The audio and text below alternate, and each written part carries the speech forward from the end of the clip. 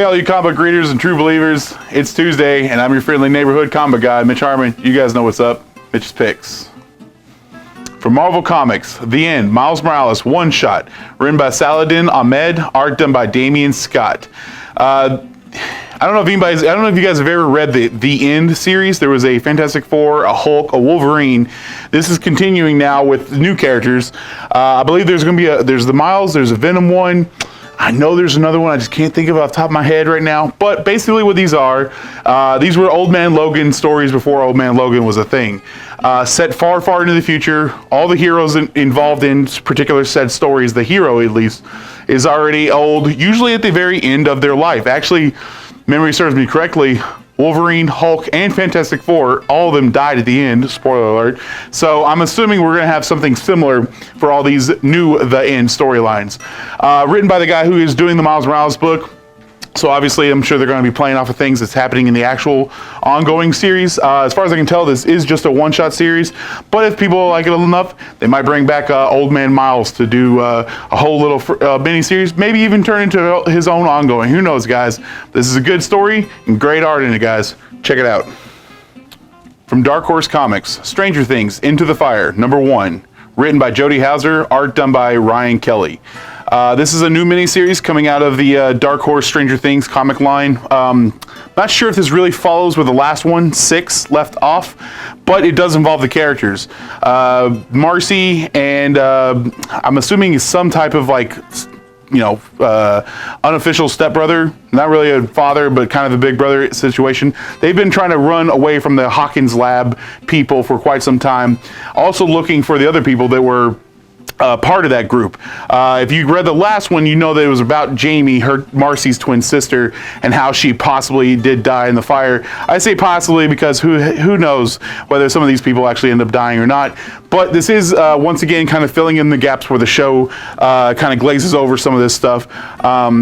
Marcy actually runs into this group that not only was in the book with Jamie in the last one, 6, but also shows up from the season 3, I think, of Stranger Things, where 11 runs into this group of where 9, I believe, she has this power to make people see things. I think that was season 3. I don't know. I need to get caught up on my Stranger Things stuff. Maybe 2. Hunter's giving me a peace sign. Maybe he's just saying peace. Who knows? So I'm getting confirmations too. I'm wrong, guys. But anyways, this stuff is really good. It kind of helps fill in the gaps because we don't know too much about the rest of the children of the Hawkins lab experiment. And then it seems like these are going to be a series of mini-series kind of filling in the gaps of what happened to each one of them. And like I said, this one is playing off, seems like, of the last series, which was 6, and this is about her twin sister, Marcy. So we'll see where this one goes, guys. Really good stuff. Jody Houser, who is writing the main story of Stranger Things, is continuing to write these mini-series short stories. So it's all going to tie together. Hopefully, maybe fill in some gaps of the show. I don't know, guys, but it's good stuff. Check it out. From Marvel Comics, Marvel's X, #1. Written by Alex Ross and Jim Krueger. Art done by Well B. This is a new miniseries, 6-part, I believe, spinning out of the I should say leading into the events of Earth X. This is actually, for those of you who have not read that super obscure Marvel line, Earth X, this is actually a story that takes place well before all of this, possibly even setting the stage to where we are in that Earth X book that came out, and I believe it's like late 90s, early 2000s, somewhere around there. But this story revolves around David. David is a kid who's infatuated with superheroes, but in this world, people are now becoming, they're donning superpowers. Most of the people are getting just, I don't know, physical transformations. They get wings or they get spikes on themselves or whatever. They look like monsters, I guess you could say. But David still has lots of hope, even though power in this world, his grandma refers that just because someone is powerful does not mean that they are a hero. All power does is bring out the true form of what a person is. And she even goes on to say that David may have already been exposed to whatever it is turning people into powers, or giving people powers, and that David may already have his heroic aspect of himself already came out. But that's still not enough for David. He still wants to go into and try to take care of his sister and his grandmother, going into town, risking life and limb, meanwhile trying to take on all these monsters. I mean, mostly just trying to avoid them. But in this kind of almost dystopian future. It's not really a very easy thing to navigate through this now ransacked, I'm assuming New York City, because it always takes place around there, or at least close to New York City. But this is a new miniseries coming out of the Marvel's stuff. Like I said, leading into Earth X, but this is Alex Ross, Jim Krueger, which those guys worked on. Alex Ross is responsible for Marvels with Kurt Busiek, and then Jim Krueger also with Alex Ross worked on the Earth X stuff. So this is actually from the horse's mouth, so to speak, guys. Nice little mini-series. Definitely recommend to pick it up if you guys, even if you're not interested in Earth X, just another good superhero story, guys. Check it out.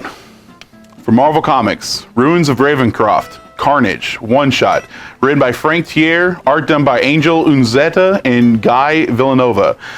This is a one-shot, part of the Ruins of Ravencroft miniseries. There is going to be at least a Sabretooth and a Dracula one. I feel like there's another one out there. I cannot quite remember off the top of my head. But these are going to be a series of one-shots that showcase basically the beginnings of Ravencroft.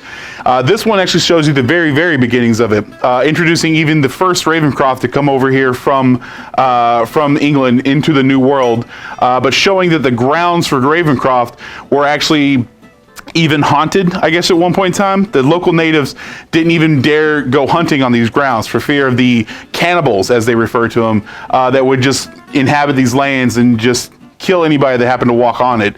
But Ravencroft, she was one of the first ones coming over here with her, that she fell in love with someone over there too. Cornwald, I think is his name, Cassidy. So kind of funny that the Cletus Cassidy, who has been in Ravencroft, in and out of Ravencroft forever, his ancestor actually fell in love with Ravencroft's ancestor at one point in time. They actually kind of together, in a way, started the first Ravencroft facility back in the 1600s. Like I said, this one is going to have a connecting story. There's something that is happening in the main storyline, but each story will also feature something in the past.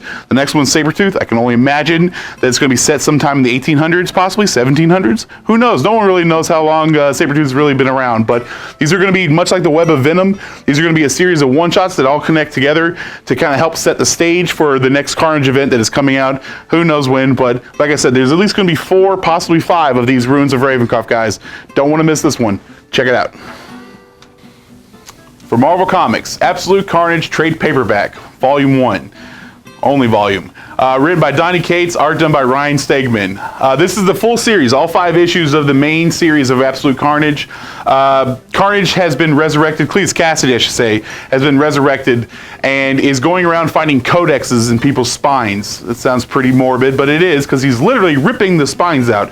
And what the codexes are basically small little bits of symbiote DNA imprinted onto people's actual DNA, and if Carnage is able to go through and collect all these codexes, he can revive Null, which is the goddess symbiotes, and to enact his chaos, because Cletus Cassidy is just a crazy person who just loves to see chaos and destruction. You know, it's kind of right up his alley.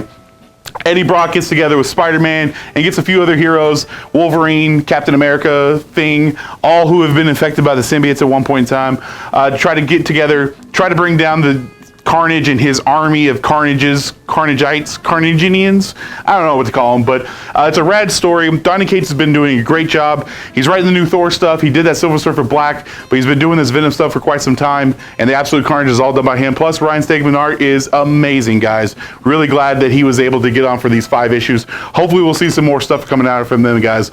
But definitely want to pick this one up, guys. Check it out. That's all my picks for this week, everyone. Keep reading your comics, true believers. See you guys next week.